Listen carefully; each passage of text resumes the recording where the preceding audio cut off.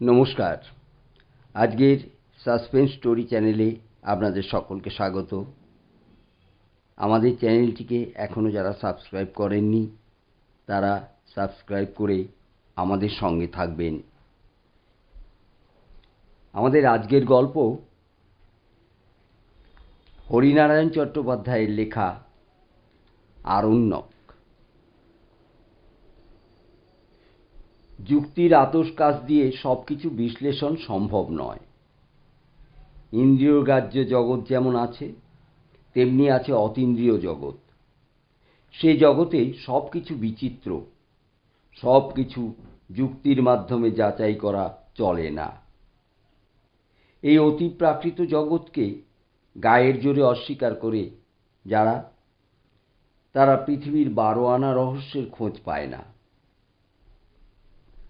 অনেক সময় আমরা মনকে বোঝাই এসব চোখের ভুল, মনের ভুল, যা ঘটেছে নিছক কল্পনা অথবা মনের তৈরি মায়া। কিন্তু সঙ্গোপনে নিজের মনের মুখোমুখি যখন বসি তখন এসব অবজ্ঞা করা দুরূহ হয়ে ওঠে। ভনিতা ছেড়ে আসল ঘটনার কথা বলি। রায়পুর থেকে 36 মাইল পশ্চিমে আধা শহর, নাম খুরশিদগড়। আধা শহর বলছি এই জন্য, পাকা রাস্তা আছে, গোটা কয়েক অফিস, একটা পেট্রোল পাম্প, মোটরের কারখানা। পাকা রাস্তার পরিধি পার হলেই নিবিড় জঙ্গল, ছোট ছোট টিলা, কিছুটা অঞ্চল সংরক্ষিত সরকারি বন বিভাগের। প্রথম এসেছিলাম বছর 10 আগে এক টিম্বার কোম্পানির প্রতিনিধি হিসেবে। কাজ বিশেষ কিছু নয়, জঙ্গল থেকে কাটা কাঠের হিসাব রাখতে হয়। 2 জন কর্মচারী, মাসান্তে তাদের মাইনে দেওয়া, অবসর সময়ে শিকার। শিকারের হাতেখড়ি হয়েছিল উড়িষ্যার জঙ্গলে। বাবা সেখানে বন বিভাগে ছিলেন জরিপের কাজে। তিনি হাতে করে শিকার শিখিয়েছিলেন। প্রথমে সম্বর, অ্যান্টিলোপ, তারপর বন্য বরাহ, শেষকালে লেপার্ড। নিজের দক্ষতার উপর বেশ আস্থা হয়েছিল। এদিক ওদিক থেকে শিকারের জন্য ডাকও আসত। তারপর খুরশিদগড়ে আবার যখন এলাম তখন আমার পদোন্নতি হয়েছে। এক বিশ্বজোড়া পেট্রোল কোম্পানির আমি ভ্রাম্যমাণ পরিদর্শক। বড় শহর বদলায়, তার রাস্তা ঘাট, বাড়ি, বাগান কয়েক বছর অন্তর নতুন রূপ পাল্টায়। কিন্তু খুরশিদগড়ের মতন আধা শহর শতাব্দীর পর শতাব্দী একই রকম থাকে। পুরনো বাসিন্দারা এসে ঘিরে ধরল। কুশল প্রশ্ন, নিমন্ত্রণের হিড়িক, অনেক রাত পর্যন্ত গল্পগুজব। আড্ডা ভাঙবার মুখে আদিবাসীর দল এসে দাঁড়ালো। খালি গা, পরনে নেংটি, চুলে পালক গোজা, কারো কারো হাতে টাঙ্গি আর বর্ষা। এদের বাস জঙ্গলের মধ্যে, ঝর্ণার ধারে। রাস্তা তৈরির কাজ করে, মেয়ে পুরুষ দুজনেই। সারা বছর এই কাজ থাকে না, বিশেষ করে বর্ষাকালে। তখন এরা জঙ্গল সাফ করে, চাষবাস করে, হরিণ কিংবা পাখি শিকার করে আগুনে ঝলসে খায়। বাবু, তুই এসেছিস, এবার বাঁচা বাবু। মনে হলো চেনা লোক, 10 বছর আগে আমাকে দেখেছে।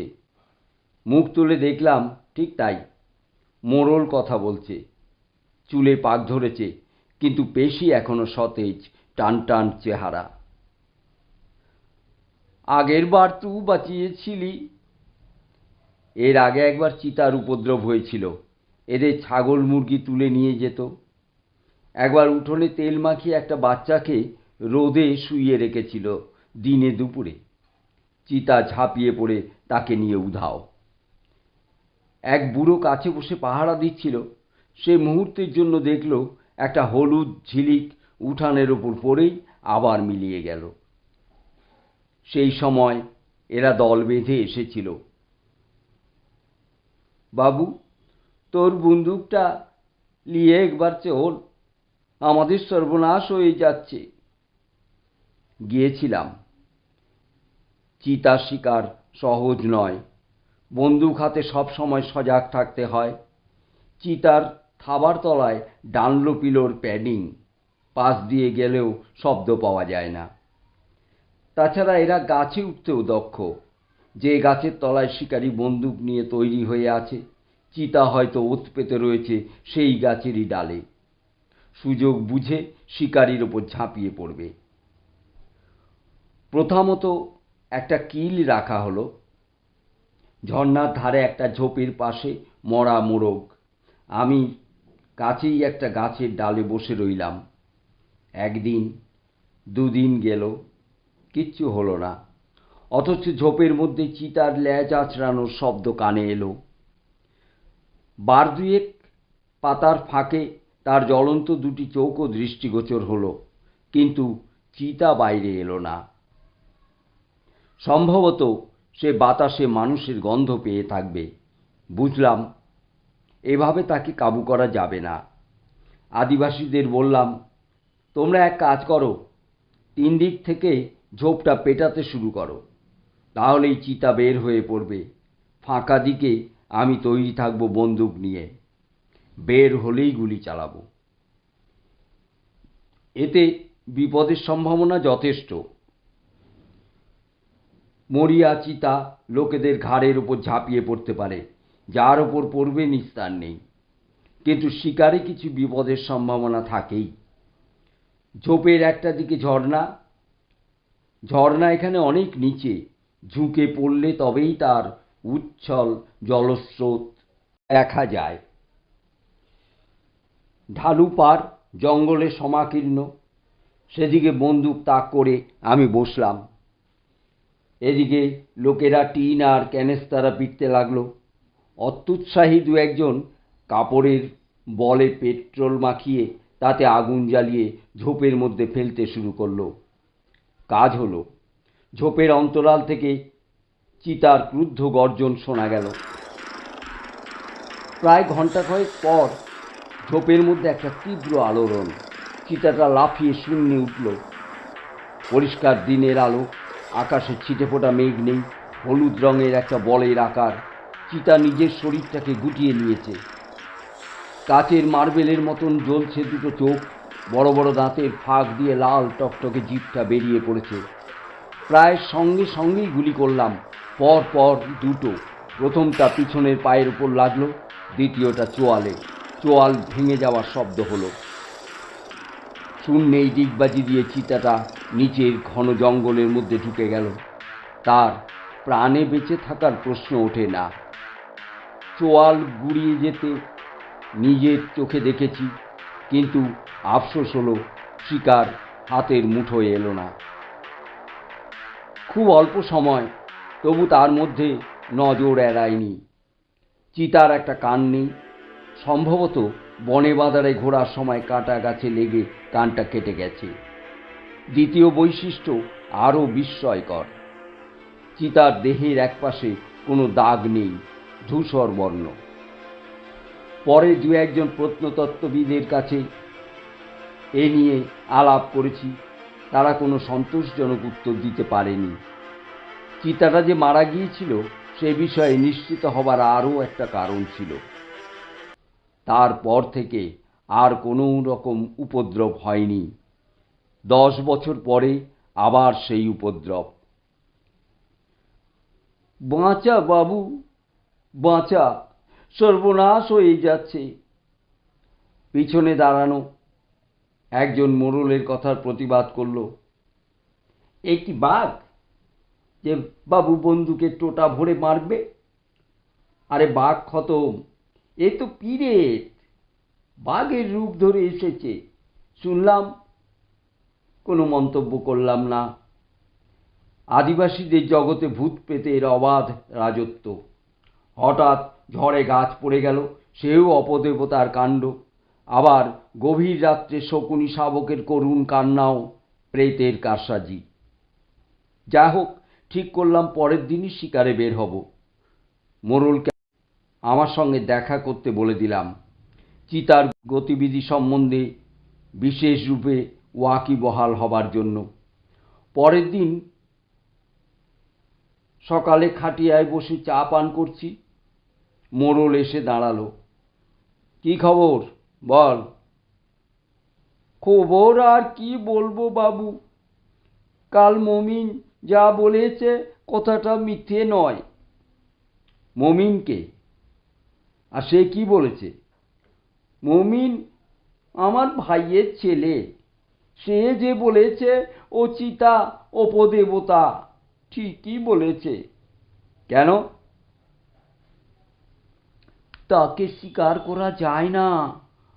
মাস 6 আগে ওই বন বিভাগের এক সাহেব এসেছিল, 10 দিন ধরে নাজেহাল হয়ে গেল।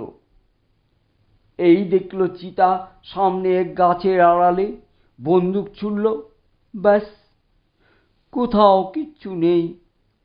একটু পরেই দেখলো চিতা পিছনে পাথরের একটা ঢিপির পাশে। শেষকালে সাহেব বন্দুক কাঁধে নিয়ে ফিরে গিয়েছিল, স্বীকার করেছিল চিতা নয়, ও ভৌতিক কিছু একটা। হেসে বললাম, সাহেব শিকারে যাওয়ার আগে ক গ্লাস শরাব টেনে নিতেন, সেই হিসাব রাখো মোড়ল। শুধু সামনে পিছনে কেন, তেমন হলে চারপাশে 4টে চিতা দেখতে পেত। আমার রসিকতায় মোড়ল হাসল না।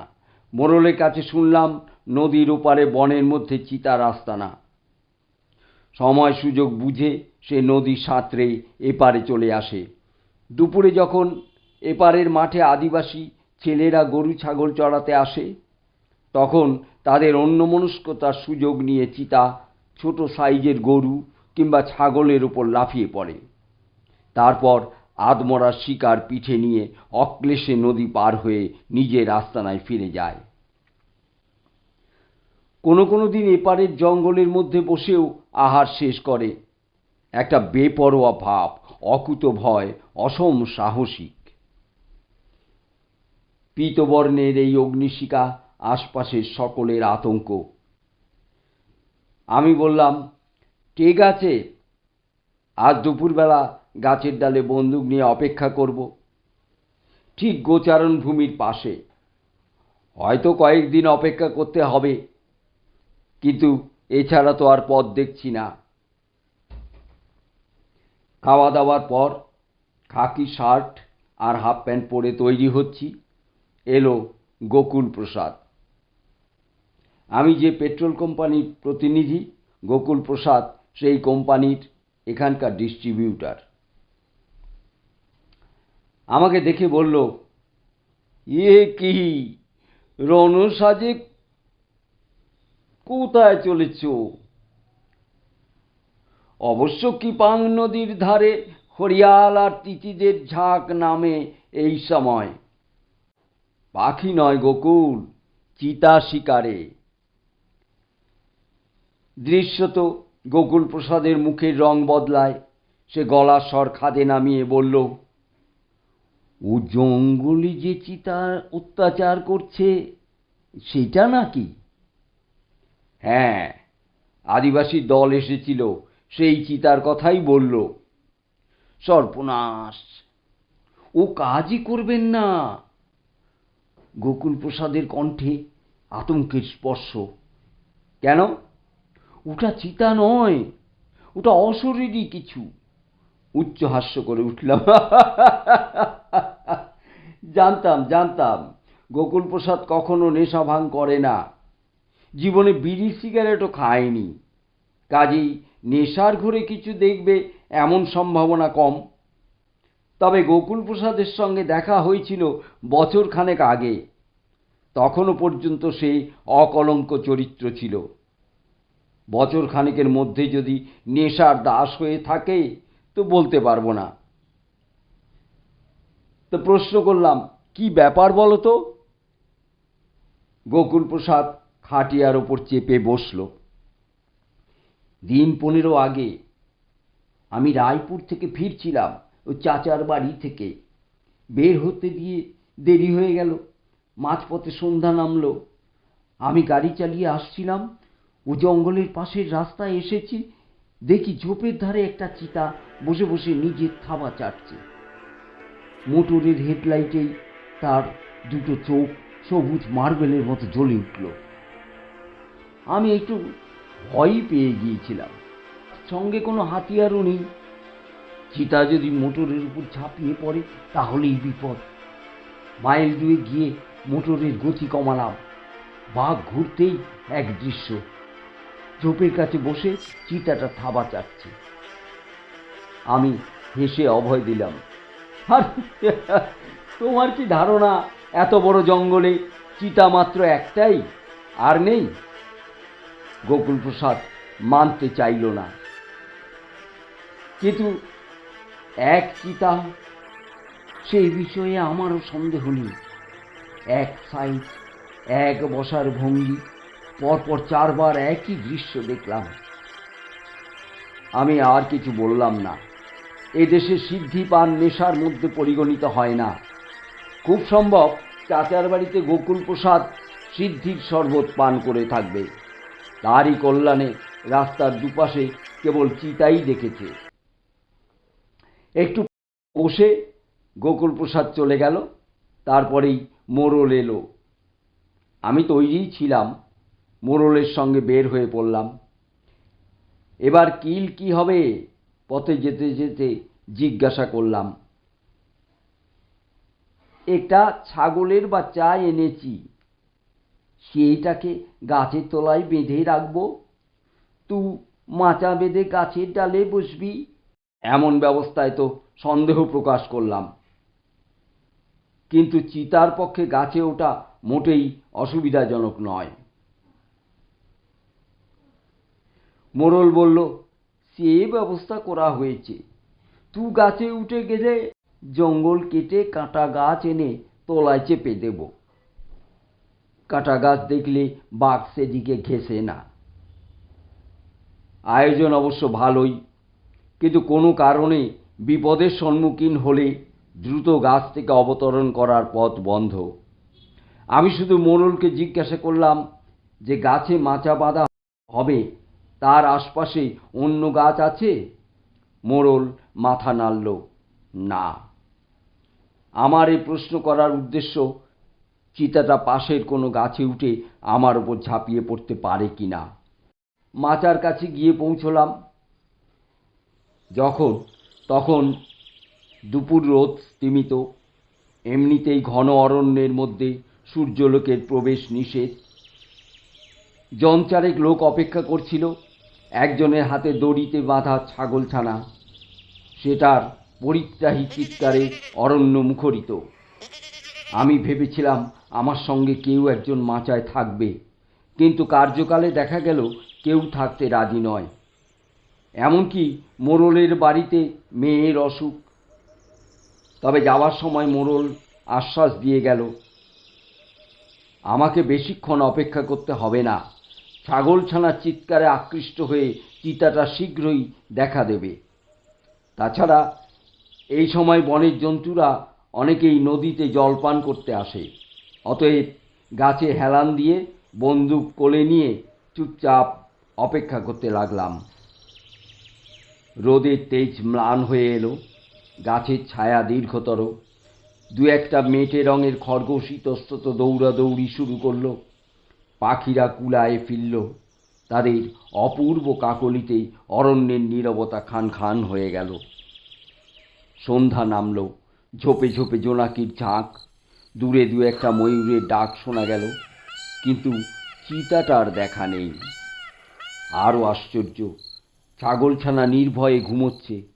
কোনো দিক থেকে কোনো উপদ্রব হতে পারে এমন চিন্তা তার নেই। কাগজে মোড়া খাবার আর ফ্লাস্ক থেকে জলপান করলাম। বুঝতে পারলাম সারাটা রাত এই রকম ত্রিশঙ্কুর মতন কাটাতে হবে। এই সময় গাছ থেকে নেমে ফেরার চেষ্টা বাতুলতা। একটু বোধহয় তন্দ্রাচ্ছন্ন হয়ে পড়েছিলাম। নিশাচর পাখির কর্কশ কণ্ঠস্বরে তন্দ্রা ভেঙে গেল। ছাগলছানা তখনও অঘরে ঘুমোচ্ছে। ঝোপের পাশে দুটি জ্বলন্ত দৃষ্টি। বুঝতে পারলাম চিতা ঝোপের মধ্যে অপেক্ষা করছে, সুযোগ বুঝে শিকারের উপর ঝাঁপিয়ে পড়বে। এখন আর অন্ধকার নেই, চাঁদের অমন জ্যোৎস্নায় বনভূমি যেন স্নান করে উঠেছে। আমি যেদিকে বসে আছি সেদিকটা অন্ধকার ঘন পাতার রাশির জন্য, কিন্তু গোচারণ ভূমি, নদীর পার, ছোট ছোট ঝোপ সব দুগ্ধ ধবল। ঝোপটা নড়ে উঠল। আমি বন্দুক নিয়ে তৈরি ছিলাম। চিতা সন্তর্পণে ঝোপ থেকে বাইরে এসে দাঁড়ালো। চিতাটা পরিষ্কার দেখা যাচ্ছে, কোথাও একটু অন্ধকার নেই। আমি এক ঝলক দেখেই চমকে উঠলাম। একটা কান কাটা, শরীরের একদিকে কোনো দাগ নেই, ধূসর বর্ণ। তার অর্থ, বছর 10 আগে যে চিতাকে গুলি করে হত্যা করেছিলাম, পরলোক থেকে সেই চিতা ফিরে এসে আমার সামনে দাঁড়িয়েছে। অবশ্য মুহূর্তের জন্য এমন একটা চিন্তা আমার মনকে আচ্ছন্ন করেছিল। তারপরই মনকে বোঝাতে শুরু করলাম, যুক্তি দিয়ে, বুদ্ধি দিয়ে। কাটা ঝোপে আঘাতে যে কোনো জন্তুরই কান কাটা যেতে পারে, এর মধ্যে আশ্চর্যজনক কিছু নেই। বিশেষ করে সিংহ, বাঘ, চিতা যারা শিকার ধরবার আগে গুড়ি মেরে চলে। আর দেহের কিছুটা ধূসর হওয়াও বিচিত্র নয়। কে জানে সামনে দাঁড়ানো চিতাটা 10 বছর আগের নিহত চিতার বংশোদ্ভূত কিনা। চিতার গন্ধে ছাগলছানা জেগে উঠেছে। শুধু জেগে ওঠা নয়, বিপদের গুরুত্ব বুঝতে পেরেছে। তারস্বরে চিৎকার করছে তাকে রজ্জুমুক্ত করে দেওয়ার জন্য। আশ্চর্য, চিতার লক্ষ্য কিন্তু ছাগলছানা নয়। সে এক দৃষ্টে আমার দিকে দেখছে, দুটি চোখ প্রতিহিংসা বিচ্ছুরিত। একটু চিন্তায় পড়লাম। কিছু বলা যায় না। যে ডালে আমি বসে আছি সেটা এমন কিছু উঁচুতে নয়, 2-1 চেষ্টা করলে নাগাল পেয়ে যেতে পারে। তারপর দুজনে জড়াজড়ি করে কাঁটার স্তূপের উপরে পড়ব। বন্দুক ঠিক করে বসে রইলাম। চিতা শূন্যে লাফ দিলেই ট্রিগার টিপব। দোনলা বন্দুক, প্রয়োজন হলে দ্বিতীয় গুলিও ছুটতে হবে। ঠিক তাই। চিতাটা নিচু হয়ে মাটির সঙ্গে নিজেকে প্রায় মিশিয়ে দিল। প্রবল বেগে ল্যাজটা আঁচড়াচ্ছে। ল্যাজের ছাপটায় শুকনো পাতার স্তূপ ইতস্তত উঠতে লাগলো। দৃষ্টি কিন্তু আমার দিকে। কয়েক মুহূর্ত, তারপরই চিতা লাফ দিল। সঙ্গে সঙ্গে গুলি ছুড়লাম। ঠিক পাঁজরে গিয়ে লাগলো। শূন্যেই মুখ বিকৃত করে চিতাটা পাক দিয়ে সশব্দে মাটির ওপর পড়ল। 4 পা প্রসারিত করে মরণ যন্ত্রণায় সমস্ত শরীরটা বার দিয়ে কুঞ্চিত করল। তারপর স্থির হয়ে গেল। এখন নামা বিপজ্জনক। তাছাড়া আমার নামার উপায়ও ছিল না। তলায় কাঁটার স্তূপ। অনেক শিকার কাহিনীতে পড়েছি, বাঘ নিস্তেজ হয়ে পড়ে থাকে মৃতের ভান করে। উৎফুল্ল শিকারী কাছে গেলে তার প্রচণ্ড থাবার আঘাতে কিংবা দংশনে প্রাণ হারায়। ঠিক করলাম, সারাটা রাত গাছের ওপরেই থাকবো।